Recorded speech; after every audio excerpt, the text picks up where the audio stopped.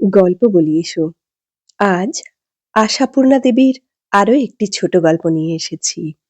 গল্পের নাম রাজুর মা। যদি গল্পটি আমার ভালো লেগে থাকে তবে অবশ্যই একটি লাইক দিও, শেয়ারও করতে পারো। আর যারা আমার চ্যানেলে নতুন তারা অবশ্যই আমার চ্যানেলটি সাবস্ক্রাইব করে নিয়ে আমার পাশে থেকো, অনুরোধ রইল। যারা ইতিমধ্যেই সাবস্ক্রাইব করে নিয়েছো তাদেরকে জানাই আমার আন্তরিক ভালোবাসা ও শুভকামনা। তাহলে শুরু করি। শুনতে থাকো আশাপূর্ণা দেবীর ছোট গল্প রাজুর মা। কাঠের পার্টিশনের ওপিঠ হইতে দেখিতে পাওয়ার কথা নয়, কিন্তু পাওয়া যায়। পশ্চাৎপদ হইবার মেয়ে রাজুর মা নন।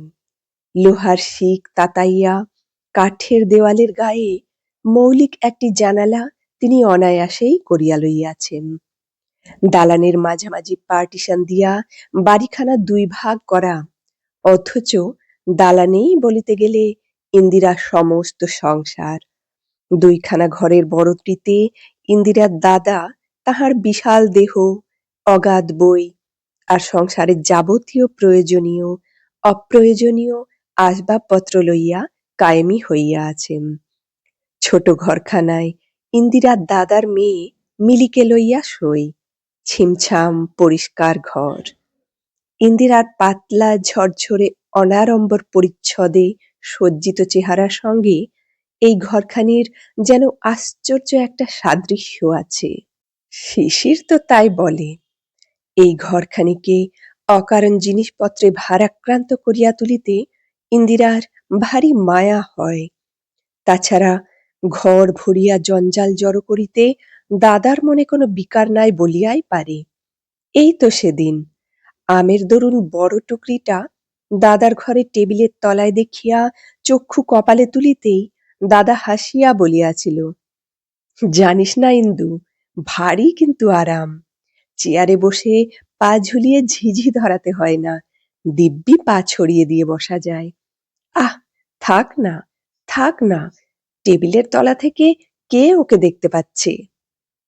সে যাত্রা একটা বেতের মোড়া আনিয়া দিয়া তবে রক্ষা পাওয়া যায়।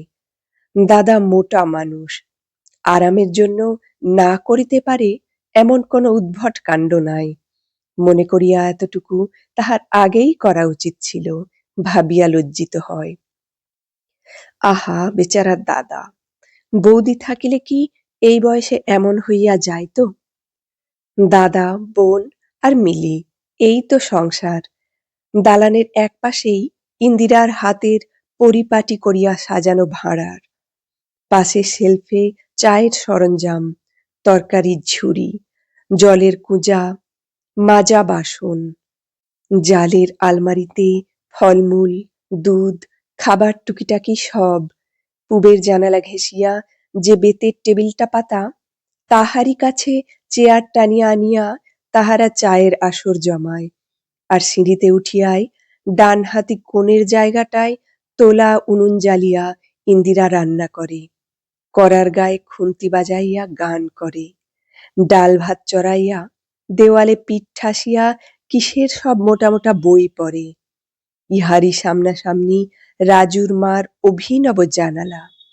কাজেই এদিকের জীবনযাত্রার অনেকখানি ছবি ও পিঠের অধিবাসিনী যুগলের দৃষ্টিগোচর হয়। মা আর মেয়ে, একখানি ঘর ও দালানের বাকি অংশটুকু লইয়া ইহাদের কাজ কারবার। শুধু জল আনিতে হয় নিচে নামিয়া। এ অংশে জলের কল নাই, নাই বলিয়াই ভাড়া সস্তা। তিনতলার ইতিহাস এইখানেই শেষ। একতলা ও দোতলার সবটা জুড়িয়া বাড়িওয়ালা নিজে তাহার রাবণের গোষ্ঠী লইয়া রাজত্ব করেন। করুন, তাহার জানালায় উকি দেওয়ার প্রবৃত্তি আমাদের নাই। রাজুর মার মতো কৌতূহলী স্বভাব কিছু আর সকলের নয়। কিন্তু কৌতূহল হইবার কথাও। পার্টিশানের গায়ে চোখ রাখিয়া রাজুর মা একাগ্র চিত্তে যাহার উপর নজর রাখিয়া দাঁড়াইয়াছিলেন, বিধবার আচার আচরণ তাহার নয়। অথচ আপনাকে বিধবা বলিয়া পরিচয় দিতে তাহার আপত্তি নাই। প্রথম যেদিন সামনের অংশটা ভাড়া লইয়া তাহারা উঠিয়া আসিল, রাজুর মা শতপ্রবৃত্ত হইয়াই তত্ত্ব লইতে আসিলেন এবং তাহার অভিজ্ঞ চক্ষুতে মেয়েটার পোড়া কপালের খবর গোপন রহিল না। রাজুর মতো নিখুঁত বিধবা না হোক, রাজুর মার শিক্ষাই আলাদা। 15 বছরে বিধবা হইয়া কে আর মাথা মুড়াইয়া হাত খালি করিয়া একখানি থানে লজ্জা নিবারণ করিয়া জীবন কাটাইতে পারে? তা নয়। তবু ইন্দিরার উল্টাইয়া বাঁধা চুলের বোঝা, সাদাসিধা সেমিজের উপর সরু কালাপাড় শাড়ি আর একগাছি করিয়া সোনার সরু তারের মতো চুড়ি দেখিয়া রাজুর মার বুঝিতে বিলম্ব হয় নাই। এখনকার দিনে অবশ্য অনেক হাতি হাতি মেয়ে আইবুড়োই দেখিতে পাওয়া যায়, কিন্তু তাহাদের বাঁকা সিঁথি, রকমারি শাড়ি আর ভাবন দেখিলে অষ্টাঙ্গ জ্বালা করে। এই মেয়েটার পরন পরিচ্ছদ দেখিলে তবু চক্ষু জুড়ায়। তাই প্রথম দৃষ্টিতেই সহানুভূতিতে গলিয়া গিয়া রাজুর মা আপ্যায়িত করিয়া বলিয়াছিলেন, ও হরি মধুসূদন, বলি ইরি মধ্যেই পোড়া কপাল পুড়িয়ে বসে আছো? আমার রাজুর মতনই অদিষ্ট দেখছি। বলি কতদিন এমন ধারা হয়েছে? পোড়া কপালও পুড়িয়া গেলে অবশিষ্ট কি থাকে? ইন্দিরা অবাক হইয়া একটু ভাবিয়া লইয়া মুখ টিপিয়া হাসিয়া বলিয়াছিল, কি জানি কবে, মনে নেই তো, হবে একদিন। হাসির কথা নয়, তবু হাসি যেন ইন্দিরার একটা রোগ। অল্প বয়সী বিধবা মেয়ের মুখে হাসিটা তেমন মানায় না। এই তো রাজুর মার রাজু, স্বামী তাহার যেদিন হইতে মরিয়াছে, হাসিও তাহার সেদিন হইতে একেবারে ঘুচিয়াছে। বৈধব্যের কথা উল্লেখ করিলে আজও তাহার মুখখানি করুণ হইয়া আসে। আর এ মেয়ে হাসিয়া গান গাইয়া স্ফূর্তি করিয়া সারা বাড়িতে যেন বিদ্যুৎ ছড়াইয়া বেড়ায়।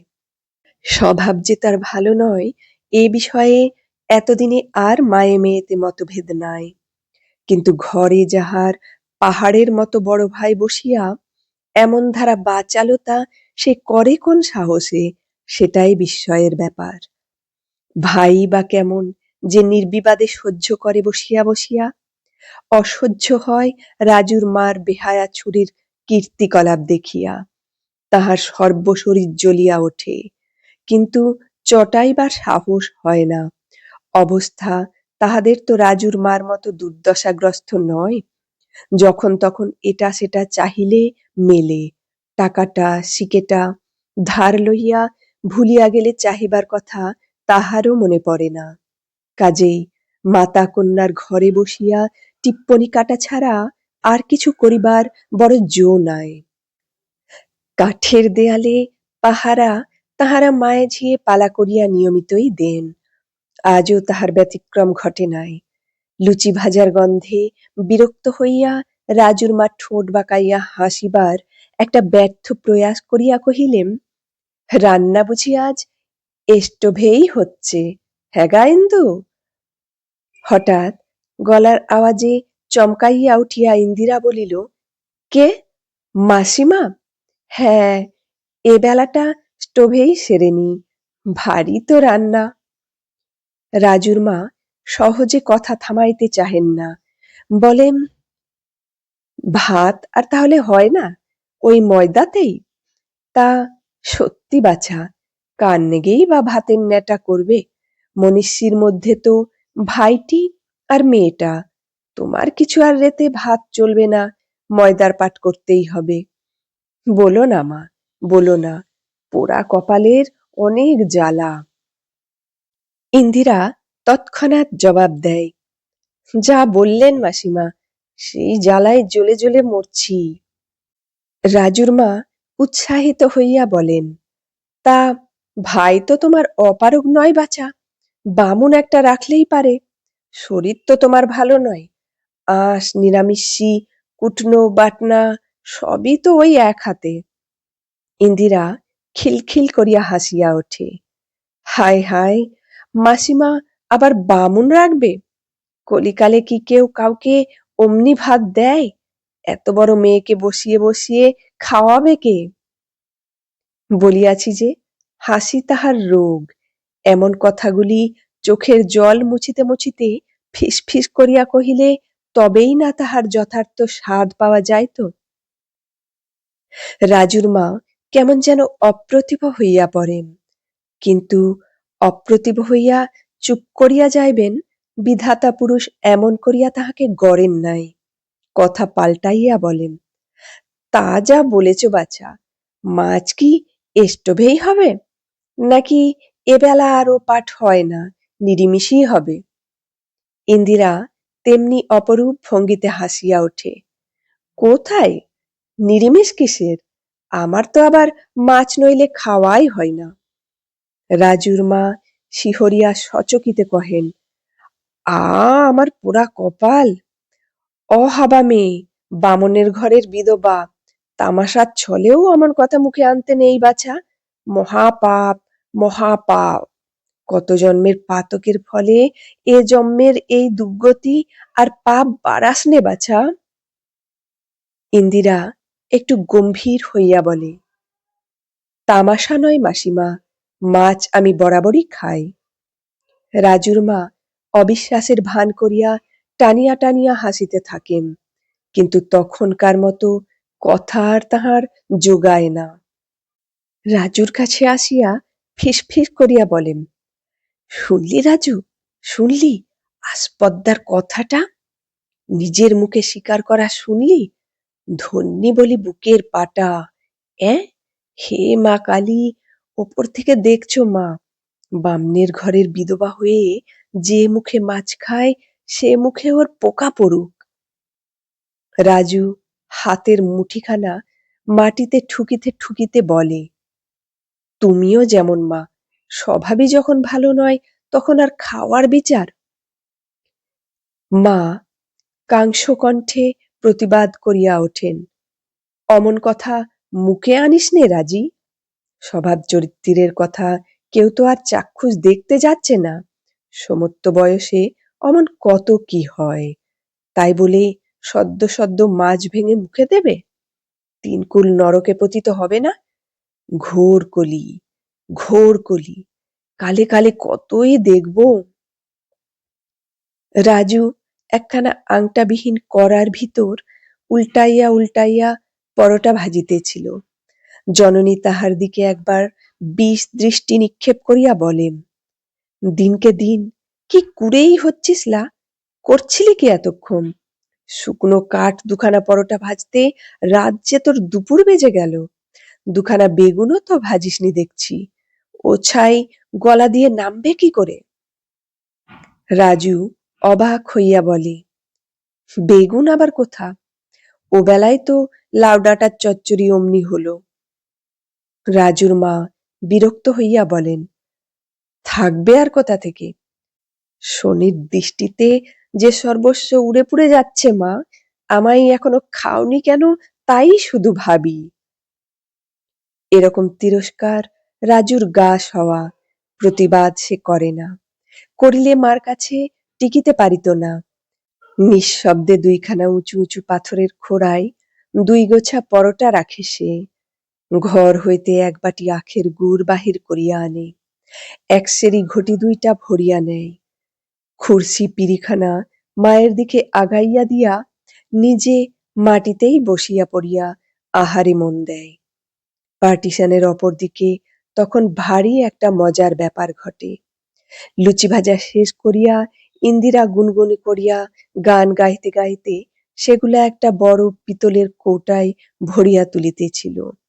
পিছন হইতে সিঁড়ি দিয়া উঠিয়া আসিতে আসিতে শিশির বলিয়া বসে, বাহ, বেশ মেয়ে, রান্নাঘরে একলা একলা দিব্যি হাত চলছে। ইন্দিরা চমকিয়া তাকাইয়া বলে, ও আবার কি? শিশির গম্ভীর ভাবে বলে, না, তাই বলছি, সাধারণ মেয়েরা অবশ্য করেই থাকে, তা করুক, তা বলে তোমার মতন একজন বিদুষী ভদ্রমহিলার পক্ষে সমাজে রাষ্ট্র হয়ে পড়লে মুশকিল আর কি। ইন্দিরা তাড়া দিয়া বলিয়া উঠে, আহা, ঠাট্টা করবার আর বিষয় খুঁজে পেলেন না, যাও, তোমার সঙ্গে কথা নেই। কেন, চুরি ধরে ফেলেছি বলে? আহ, আবার ওই রকম গেঁয়মি। নিজের দোষ ঢাকতে এখন যা তা কতকগুলো বকা হচ্ছে না? খুব তো এলে ৮টার সময়, অত করে বলে দিলাম কাল। শিশির হাসিয়া বলে, সবে তো ৮টা ২০, এতেই ফাইন ধরবে নাকি? ধরা উচিত। ১ মিনিটে রসাতল হয়ে যেতে পারে জানো, ২০ মিনিট তো রসভঙ্গ হয়। ওদিক হইতে রাজুর মা ভারী গালে সুধান, হ্যাঁ মা ইন্দু, দাদা বুঝি তোমার সকালেই বাড়ি এলো? ক্লাব হইতে ফিরিতে দাদার একটু রাতই হয়। ইন্দিরা চালাক মেয়ে, ছিদ্র রহস্য তাহার অজ্ঞাত নয়। প্রশ্নের অর্থ হৃদয়ঙ্গম করিতেও দেরি হয় না। হাসির একটা ঝিলিক তাহার মুখে চোখে খেলিয়া যায়, কিন্তু গলাটা ভারী করিয়া বলে, কই মাসিমা, দাদা কি আর সহজে ফিরবেন, যার নাম সেই রাত 10টা? রাজুর মা পরম অমায়িক ভাবে বলেন, ঘরে যেন কার গলা পেলাম বাছা, তাই শুধুচ্ছি। শিশির কি যেন একটা বলিতে যাইতেছিল। ইন্দিরা ঠোঁটে আঙুল ঠেকাইয়া চুপ করিবার ইঙ্গিত করিয়া বলে, উহু, একলাই আছি মাসিমা, মিলিটাও আজ সন্ধ্যাবেলায় ঘুমিয়ে পড়েছে। মাসিমা অস্ফুট স্বগতোক্তি করেন, তাতেই তোমার এত বার বেড়েছে মা। ইন্দিরাকে দেওয়ালের সহিত আলাপ জমাইতে দেখিয়া শিশির চটিয়া সিঁড়ির দিকে আগাইতেছিল। ইন্দিরা ফিরিয়া হাসি মুখে কহিল, কি পালাচ্ছ নাকি? ভারী সাহস দেখছি যে। তা কি করব? তোমার অমূল্য সময় যদি বাজে খরচ করতে না পারো, বসে বসে ভাঁড়ারের শিশি বোতলগুলো গুনতে হবে নাকি? ইন্দিরা সিঁড়ির রেলিংয়ে হাত রাখিয়া বড় সুন্দর একটু হাসিল। শিশিরের যাইবার লক্ষণ বিশেষ দেখা গেল না, কিন্তু কণ্ঠস্বর সমান গরম রাখিয়া কহিল, হাসছ মানে? ভাবছ যেতে পারি না? কই যাও তো। যাই না যাই আমার ইচ্ছে, তা বলে মনে করো না তোমার জন্যে থাকছি। আমি তো তাই ভাবছি। ইস, নিজেকে অত প্রাধান্য দিও না। আমি এসেছিলাম তোমার দাদার কাছে। দেখতেই পাচ্ছ দাদা নেই, চলে যাও তবে। তোমার কথায় নাকি, এই বসলাম, কি করে তারাও দেখি। ইন্দিরা হাসিয়া সিঁড়িতেই বসিয়া পড়ে। খুব যে সান্নিধ্য বাঁচাইয়া বসে তাহাও নহে। শিশির বলে, কার সঙ্গে কথা হচ্ছিল, আমাকে যে বেমালুম উড়িয়ে দিচ্ছিলে বড়? ওহ, একটা হাসির ব্যাপার, বলবো এখন পরে। শোনো, এসরাজ শুনবে? নতুন একটি গত শিখেছি। না, থাক, তোমার সাদা কথা এসরাজের সুরের চাইতে আমার কিছু কম ভালো লাগে না। উফ, এত দূর চিকিৎসা করাতে হয়। কতদিন আর জ্বালাবে? দাদার সঙ্গে তো দেখাই হয় না। মিলিটা কোথায়? তোলো না একটু খেপাই। থাক, ঢের হয়েছে, নিজেই তো খেপে রয়েছ। যা বলেছ, এক এক সময় মাথাটা বিগড়ে যায়। আচ্ছা, সব সময় সাদা শাড়ি পরো কেন? আমি কিন্তু তোমায় ডুরে শাড়ি ছাড়া কিছু পরতে দেব না। আর কি, পরলে তো? ডুরে শাড়ি পরা দেখলে আমার মনে হয় একটা সাপ গায়ে জড়িয়ে ধরেছে। তোমার যত সব উদ্ভট কল্পনা। হ্যাঁ, আমায় যে কি একটা বই দেবে বলেছিলে, ভুলে গেছো? বেশ, আমিও আর কিছু দিচ্ছি না। ছোট ছোট সব সাধারণ কথার ফাঁকে ফাঁকে দৃষ্টি হইয়া আসে নিবিড়, কণ্ঠস্বর যে কখন মৃদু হইয়া আসে টেরই পায় না। তুচ্ছ কথাতেই যে কত মধু সঞ্চিত থাকে, যাহারা যেমন তুচ্ছ কথা কহিতে জানে, তাহারাই শুধু বুঝিতে পারে। ও পিঠের কথা ইন্দিরার মনেও থাকে না। ইন্দিরার থাকে না, কিন্তু কলিযুগ যদি সত্যযুগ হইত, সকন্যা রাজুর মার ধিক্কারে মা ধরিত্রী দ্বিধা হইয়া যাইতেন সন্দেহ নাই। অথচ কলিযুগ এমনি নিরীহ জীব যে মা বসুমতী দ্বিধা হওয়া তো দূরের কথা, আকাশ হইতে একটা বজ্রপাত হইয়াও এই নির্লজ্জ মেয়েটার মুখের হাসি ঘুচাইয়া দিতে পারিল না। গঙ্গা স্নান হইতে ফিরিয়া হাতের ঘটি গামছা নামাইতে নামাইতে রাজুর মা কন্যাকে উদ্দেশ্য করিয়া বলেন, বাড়িওয়ালা গিন্নির দিমাগটা একবার দেখেছিস রাজি? সেদিনকের সেই বচসার পর থেকে তো আর মাগির চৌকার ডিঙোই নে। গঙ্গা নিয়ে ফিরছি, দেখি না মাগি হনহন করে যাচ্ছে। ভদ্দর তাই করে বললাম, বলি দিদি যে মা গঙ্গারাজ দেখি বড় ভাগ্যি। মুখখানা বিষ করে থাকলো, কথাই কইলে না। আমার বলে গরজ বড় বালাই, সেধে আবার ছুরির কথা তুললাম। জানলি রাজু, বলি অমন ধারা ভাড়াটে রেখে গেরস্তের পাপ বাড়াবেন না দিদি। এই যে বুকের উপর বসে অনাচার করছে, এটা কি ভালো? বলে কি জানিস? বলে ভাড়াটের সঙ্গে টাকার সম্বন্ধ, মাস চুকতেই টাকাটা ফেলে দেয়, সেই ঢের।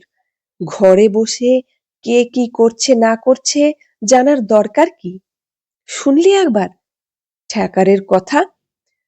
ছোট লোকের পয়সা হলেই এমনি ধারা হয়। আমি বামুনের মেয়ে হয়ে প্রাতঃস্নান করে মাগির সঙ্গে ডেকে কথা কইলাম, তা একটু নত হওয়া নেই? গোছা ভর্তি চুরি হাতে দিয়ে ধরাকে সরা দেখছেন, এত তেজ কি ধম্মেশ হয়? এখনো দিন রাত হচ্ছে। হরি মধুসূদন, তুমি দেখছো মেয়ে মানুষের তেজ পদ্মপত্রে জল। রাজু একটু ইতস্তত করিয়া কহিল, আমাদেরও মা 2 মাসের ভাড়া বাকি পড়েছে। রাজুর মা বিরক্ত হইয়া কহেন, তুই আর নেই আঁকড়ের কথা কোস নে রাজু। বাড়ি ভাড়া লোকে অমন 6 মাস 1 বছর ফেলে রাখে, মাস চুকতেই দেবার ক্ষমতা কিছু সকলের থাকে না। ঘরে বসে রোজগার করতে তো শিখিনি, তাহলেও বা একটা উপায় হতো। চিরটা কালই দৈন্যদশায় কাটলো। মুখ পোড়া বিধাতার বিচারও তেমনি। নইলে তুমিই বা কেন 7 সকালে 3 কুল খেয়ে আমার বুকে এসে বসবে? ন্যায্য কথা বলিতে গেলে কেমন করিয়া যেন আপনার দুর্ভাগ্যের খোঁটা আসিয়া পড়ে। বেচারা কাজের ছুতা করিয়া পালাইতে পথ পায় না, কিন্তু মনে স্বস্তি থাকে না। মা যে তাহার হাঁড়ি মুখ করিয়া গুম হইয়া বসিয়া থাকিবে, তাহাও ভালো লাগে না। ঘুরিয়া ফিরিয়া আসিয়া বলে, জানো মা, হলদে বাড়ির ওই নিচের তলার ভাড়াটেদের বউটাকে শাশুড়ি ননদে মিলে কাল কি খোয়ারটাই না করলে। আহা, মারতে শুধু বাকি রাখলে। বুড়ির যা শাসন, বলে কি, আসুক আজ নগ্নে, তোকে যদি না জুতা খাওয়ায় তো আমার নাম নেই। রাজুর মা কৌতূহল আর চাপিয়া রাখিতে পারেন না, কহেন, কখন লা? আমি কোন চুলোই ছিলুম, কই দেখলাম না তো। যেন এমন একটা মুখরোচক বস্তুর পরিচয় না পাওয়া রাজুর মার পক্ষে এক প্রকার ক্ষতি। তুমি তুমিও যে এই ভাগবত কথা শুনতে বেরুলে, সন্ধে জেলে ধুনো দিচ্ছি আর বাঙাল বুড়িটার চিৎকার কানে এলো, বউকে কি সাপসাপান্ত! বাবা, কি হয়েছিল কিছু বুঝলি? বউটাকে তো হাবাগোবা ভালো মানুষ বলে মনে হয়, করেছিল কি? কি জানি মা, ভালো বুঝতে পারলাম না। নাকচাবি নাকচাবি করছিল তো বারবার, হারিয়ে টারিয়ে ফেলে থাকবে। তা সে যাই করুক, অত যন্ত্রণা দেওয়া কিন্তু ভালো নয় বাপু। 5টা বাড়ির লোক কাতার দিয়ে দাঁড়ালো বুড়ির গলার জোরে। ছি! অল্প বয়সী বৌঝির খোয়ার শুনিলে রাজুর মার কেন জানি না বড় আনন্দ হয়। এক মুখ হাসিয়া বলিলেন, তা অপচ নষ্ট করলে সাউরি ননদে অবশ্যই শাসন করবে। সোনার সামগ্রী হারালে কি আর টাটে তুলে ফুলচন্দন দিয়ে পুজো করবে? তারপর কি হলো? ছোড়া এসে কি বললে টললে? মারধর করলে বোধ হয়। তা আর কিছু শুনিনি মা। বৃষ্টি এলো বলে জানলাটা বন্ধ করে দিলাম কিনা, বরটা যে কখন এলো টের পাইনি। সন্ধে বয়ে যাচ্ছিল, আহ্নিক করতে বসলাম।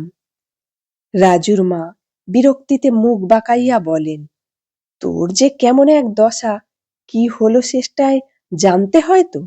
আহ্নিক তো পালাচ্ছিল না বাছা, এমন আশ্চর্যি কোন চুলোয় যদি বেরিয়েছি তো অমনি মলো। আবার যে বৃষ্টি এলো চরবরিয়ে, মুখ পোড়া আকাশ, দিনরাত্রির কেঁদে কেঁদে মরছেন, মুখে কেউ নুড়ো জেলে দেয় না। ও মা, ঘুটে কখানা যে বাইরে পড়ে, বলিয়া রাজু ছুটিয়া বাহির হইয়া যায়। মা হরিনামের মালা গাছটি হাতে করিয়া বোধ করি হরিনামের উদ্দেশ্যে ছিদ্রপথে আসিয়া দাঁড়াম। ঠিক তেমনি সময়ে ভিজিতে ভিজিতে এক গা জল লইয়া শিশির আসিয়া হাজির। ইন্দিরা বঁটি পাতিয়া কুটনো কুটিতে বসিয়াছিল, তাড়াতাড়ি উঠিয়া আসিয়া বলে, এ কি কাণ্ড, ভিজে যে নিয়ে গেছ। শিশির চুলের জল ঝাড়িতে ঝাড়িতে উঁচু গলায় বলিয়া ওঠে, তোমার পরম পূজনীয় দাদাটি গেলেন কোথায়, ডাকো তাকে। ইন্দিরা হাসিয়া ফেলে, সকালবেলা দাদা তোমার ঘরে আগুন দিয়ে এলো নাকি, হলো কি। এই নাও তোয়ালে, মাথাটা মোছো তো আগে, কাপড় এনে দিচ্ছি, বদলে ফেলো। ছি ছি, কি ভীষণ ভিজেছ। শিশির মুখখানা হাঁড়ি করিয়া বলে, আর থাক, যথেষ্ট আত্মীয়তা হয়েছে, ডাকো দাদাকে, আমি আজ একটা বোঝাপড়া করতে চাই। কি মুশকিল, দাদার তো এখন অর্ধেক রাত, ততক্ষণ বরং শুকনো কাপড় পরে এক পেয়ালা গরম চা খেয়ে তাজা হয়ে নাও, তারপরে সম্মুখ সমরে অগ্রসর হইও। কেন, আমি কি তোমার এক পেয়ালা চায়ের লোভে টালা থেকে টালিগঞ্জে ছুটে আসছি। ইন্দিরা মুখখানা ভালো মানুষের মতো করিয়া বলে, তাহলে তাহলে উত্তরে হয়তো অনেক কিছু বলিবার ছিল। নীরেন আসিয়া চেঁচামেচি বাঁধাইয়া তোলে, আরে এ কি, রাত দুপুরে ভদ্রলোকের বাড়ি চড়াও হয়ে চোখ রাঙানো, মানে কি। মিলিটা তো ভয় পেয়ে। শিশির বিস্ফারিত চক্ষে বলে, রাত দুপুরে না তো কি, এই বাদলার দিনে এ সময়ে কোন ভদ্রলোক বিছানা ছেড়ে উঠেছে, ছি ছি, কাঁচা ঘুমটাই মাটি করে দিলে। নীরেন হতাশ ভাবে একখানা চেয়ার টানিয়া বসিয়া পড়ে, বলে, অনেক সাধনার জিনিস হে, বোঝো না তো মর্ম। দাদা, দাদা, তুমি আর বলো না, তোমার সাধনার জিনিস নয়, সাধা জিনিস। ইন্দিরা উচ্ছ্বসিত হইয়া হাসিয়া ওঠে, তাই তো বলছি রে, ছেলেবেলা থেকে সাধনা করে করেই না এখন সাধা হয়ে দাঁড়িয়েছে। কিন্তু শিশির ভিজে কাকটি হয়ে কেন, ইন্দু একটা কাপড় জামা দে, মিলি তোয়ালে আনো।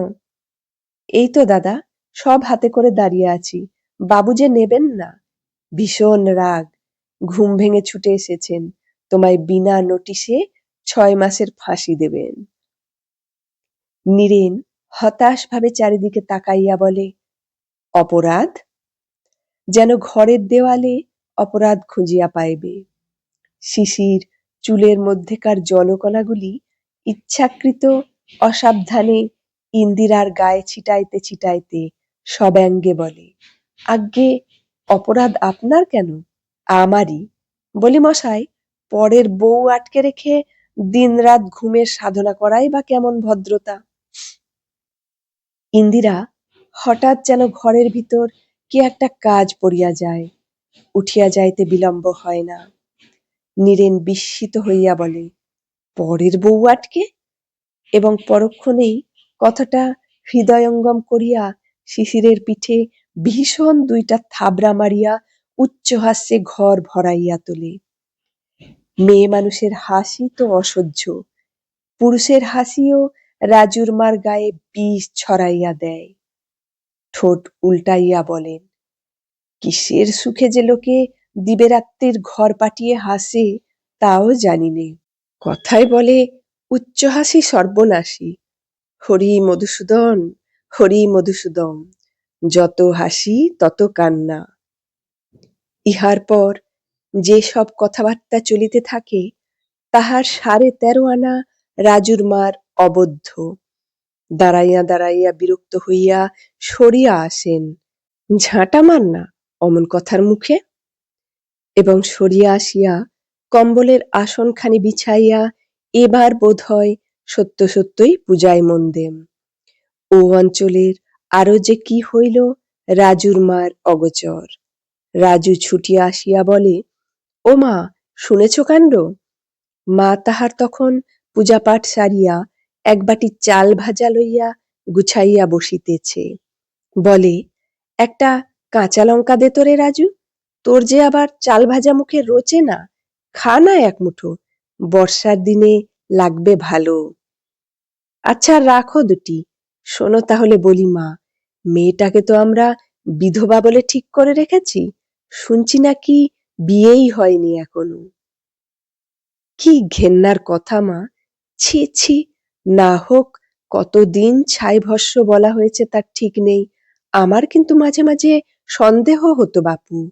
সন্দেহ যে রাজুর মারও না হইয়াছে তাহা নয়, কিন্তু ইচ্ছা করিয়াই সে সন্দেহকে আমল দেন নাই। রাজুর চাইতে যে মেয়ে বড় বই ছোট হইবে না, তাহার যে আজও সম্মুখে উজ্জ্বল ভবিষ্যৎ পড়িয়া আছে, এই কি মনে স্থান দিবার মতো কথা? অপ্রসন্ন মুখে বলেন, এই সুখবরটি কানে ধরে তোমায় বলে গেল কে? রাজু মাতার অপ্রসন্নতাটুকু লক্ষ্য করিল না, সহাস্যে কহিল, সব যে শুনলুম নিজের কানে। ওই ছেলেটার সঙ্গেই নাকি অনেক দিন থেকে বিয়ের ঠিক। ভাজ হঠাৎ মারা যাওয়াতে কে কচি মাওড়া মেয়েটাকে দেখে তাই বলে বিয়ে করতে পারছিল না। এখন বড় হয়েছে, কোন বোর্ডিং এ নাকি ভর্তি করে দেবে। কথার ভাবে ভঙ্গিতে সবই বোঝা গেল। আসছে মাসেই নাকি বিয়ে। রাজুর মা নিঃশব্দে মুঠা মুঠা চাল ভাজা গিলিয়া এক ঘটি জল সাবার করিয়া ঘটিটা সশব্দে মাটিতে ঠুকিয়া বলেন, তবে আর কি সিন্নিমা গিগে? রাজু অপ্রতিভ হইয়া বলে, না তাই বলছি, শুনলাম কি না, হলে কিন্তু বেশ মানায় না মা? মেয়েটাও যেমন খাসা দেখতে, ছেলেটারও তেমনি চেহারা, বেশ সাজস্ত হবে। সহসা রাজুর মা জ্বলিয়া উঠিয়া বলেন, হবে তা তোর কিলা? দিনরাত পরের কথায় তোর কিসের কাজ? হাতের নোয়া ঘুচিয়ে যেন চারখানা হাত বেরিয়েছে। পূজা নেই, আহ্নিক নেই, দুদণ্ড ঠাকুর দেবতার নাম নেই, খালি পরচর্চা। লোকের সুখ ঐশ্বর্যি দেখে দাঁত বের করে হাসতে লজ্জা করে না? বেহায়া ছুরি কোথাকার, দূর হ, আমার সম্মুখ থেকে দূর হ।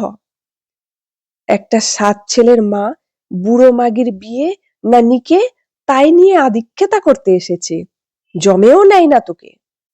বিদ্রোহ করিতে রাজু জানে না, অন্যায় তিরস্কার তাহার গা সওয়া। সামনে থাকিলে উত্তরোত্তর বাড়িবে বই কমিবে না জানিয়া ধীরে ধীরে সরিয়া যায়। মাতা কন্যার গমন পথের পানে বিষ দৃষ্টি হানিয়া রূঢ় চাপা গলায় দাঁতে দাঁত ঘষিয়া বলেন, সমস্ত মেয়ে মা বাপের বুকের উপর শুধু হাত নেড়ে নেড়ে বেড়ানোর চেয়ে কুলে কালি দিয়ে বেরিয়ে যাওয়া ভালো, দিনরাত চক্ষুশূল হয় না। রাজু শিহরিয়া ভাবে, রাগিলে মার কাণ্ডজ্ঞান থাকে না, থাকে নাই বটে। গুম হইয়া কিছুক্ষণ বসিয়া থাকিয়া রাজুর মা দুমদুম করিয়া পা ফেলিয়া উঠিয়া পড়েন। পায়ের ধাক্কায় একটা নিমিলিত নয়না বিড়ালবালা সচকিতে ছুটিয়া পালায়। জলের ঘটিটা কাত হইয়া গড়াইয়া যায়, চাল ভাজার বাটিটা ছিটকাইয়া হেনসেলে আশ্রয় লয়।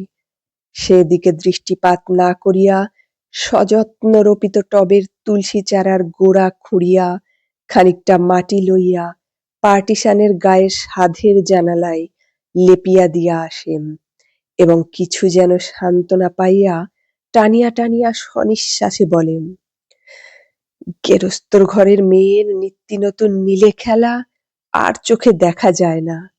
হরি নারায়ণ, হরি নারায়ণ। বামুনের ঘরের মেয়ে হই, তো রাত পোয়াইতেই এ পাপ পুরী ত্যাগ করে তবে আর কাজ। বলিয়াছি যে রাজুর বুদ্ধিশুদ্ধি অল্প, মায়ের ব্যবহারের অর্থ বোঝা তাহার সাধ্য নয়।